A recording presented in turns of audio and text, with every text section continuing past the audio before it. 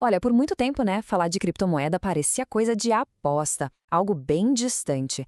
Só que, enquanto muita gente ainda fica naquele debate sobre o valor disso, o sistema financeiro tradicional, aquele que a gente já conhece, não ficou parado esperando, não. Ele já começou a se mexer, a construir pontes para esse novo universo. Então, vamos entender agora como é que essa integração que está acontecendo meio que nos bastidores está criando um ecossistema financeiro, nossa, completamente novo. E essa frase aqui, ela resume perfeitamente a virada de chave. Para as grandes instituições, a pergunta não é mais será que a gente entra, mas sim como e quando a gente entra. Isso sinaliza uma mudança fundamental. O foco saiu da especulação e foi direto para a busca por utilidade prática. Para a gente entender essa nova estrutura, precisamos começar pela fundação, certo? E essa base, o alicerce de segurança de todo esse mercado, é o Bitcoin. É exatamente aqui que entra esse conceito de ouro digital. Para o investidor institucional, o Bitcoin deixou de ser visto como uma aposta para ganhar dinheiro rápido. O foco agora é outro: é preservar o capital no longo prazo. É exatamente o mesmo papel que o ouro físico sempre teve na história. E o mais interessante é que isso não é só teoria, não. A gente viu isso na prática. Recentemente, mesmo com decisões importantíssimas do Banco Central americano, o Bitcoin mostrou uma baita estabilidade. E enquanto isso, os fundos institucionais, os famosos ETFs, continuaram atraindo capital. É um sinal claríssimo de que os grandes investidores realmente confiam nele como uma reserva de valor. Ok, se o Bitcoin é a base segura, o que se constrói em cima dela? Bom, é aí que entra o Ethereum. Ele funciona como o grande motor que dá força e movimento para todo esse ecossistema. É que o Ethereum é muito mais do que só uma moeda, sabe? Ele é uma plataforma de programação. É nele que rodam os contratos inteligentes, que são basicamente códigos que automatizam acordos. E são eles que dão vida às finanças descentralizadas, aos NFTs e, talvez o mais importante de tudo, a tokenização, que nada mais é do que transformar ativos do mundo real, tipo um imóvel, em ativos digitais. E o Ethereum não está parado no tempo, muito pelo contrário. Ele está sempre evoluindo para atender essa demanda. As melhorias mais recentes na rede deixaram tudo mais barato e mais eficiente. E esses são dois fatores cruciais para atrair empresas que precisam de escala e de custos que sejam previsíveis. Então, o ponto crucial aqui é entender essa diferença. De um lado, a gente tem o Bitcoin como a camada de segurança, a reserva de valor, e do outro, o Ethereum como a camada de funcionalidade, de aplicação. Resumindo, um protege o capital, o outro coloca esse capital para trabalhar. Mas claro, esse ecossistema não se resume só a esses dois gigantes. Tem outros projetos entrando em cena, cada um com uma especialização diferente, para expandir o que o sistema é capaz de fazer. E um desses especialistas é a Solana. Dá para pensar nela como o Android do mundo cripto.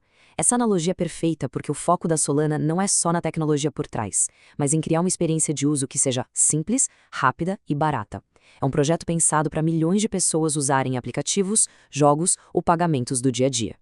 Olha só o benefício na prática. Uma transação é confirmada em segundos, com custo que é quase zero. Isso tira da frente as principais barreiras para o uso diário, e esse é um passo essencial para a gente ver uma adoção em massa acontecendo de verdade. Agora, vamos para uma parte que muitas vezes passa batido, mas que é absolutamente vital.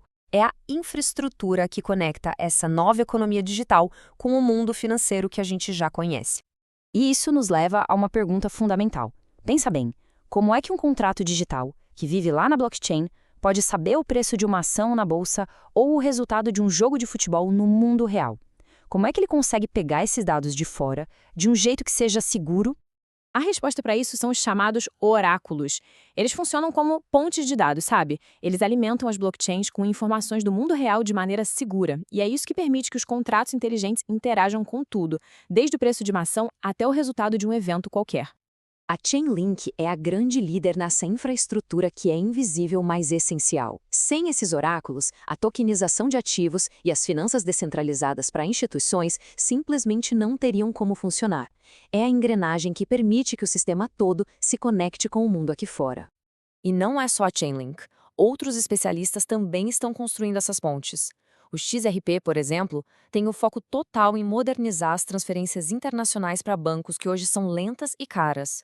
Já a Avalanche, ela permite que instituições financeiras criem suas próprias blockchains privadas feitas sob medida para atender às suas necessidades de segurança e conformidade. Quando a gente junta todas essas peças, a segurança do Bitcoin, as aplicações do Ethereum, a usabilidade da Solana e essas pontes de infraestrutura, o resultado fica bem claro. O foco do mercado está mudando da especulação para algo muito mais concreto, a utilidade. O ecossistema que está se formando é esse aqui. Cada ativo tem um papel claro, um papel que complementa os outros. A mentalidade está mudando daquela competição de qual é a melhor cripto para uma colaboração sobre como as espécies se encaixam para construir, no fim das contas, um sistema financeiro mais eficiente. E a prova de que essa integração já é uma realidade, ela está por toda parte. É só olhar as manchetes, empresas de cripto buscando licenças bancárias, o crescimento dos ETFs institucionais e, o que talvez seja o mais revelador, as grandes instituições financeiras construindo suas próprias soluções em blockchain, muitas vezes em silêncio, sem alarde. E isso muda completamente o jogo para o futuro. A grande pergunta deixa de ser qual criptomoeda vai ter o maior preço e passa a ser qual delas vai ser realmente usada para resolver problemas reais. Porque no final das contas, é na utilidade e não na especulação que está o verdadeiro potencial dessa tecnologia.